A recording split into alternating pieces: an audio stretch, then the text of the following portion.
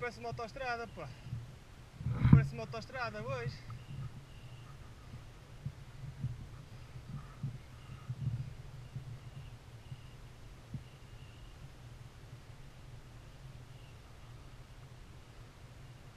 É.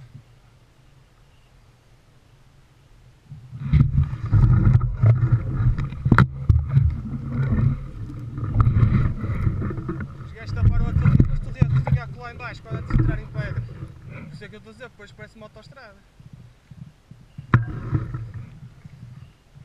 Até esta parte aqui em cima hoje sou capaz de conseguir fazer. Não está cheio de pedra como costuma estar. Desculpa, Sá. Porque hoje está assim. Vai lá ali à beira da cama, se não Aqui como é que costumava estar? Só Miguel é que consegue. Cabras, isto aqui era cabras. Pergunta ao Brito.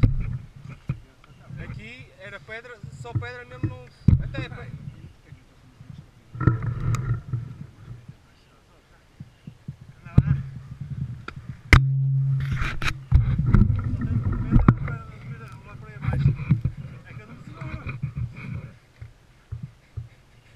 estás a pensar nas varizes.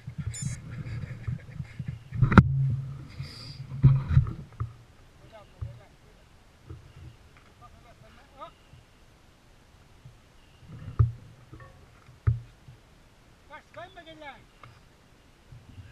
Vai mais devagar.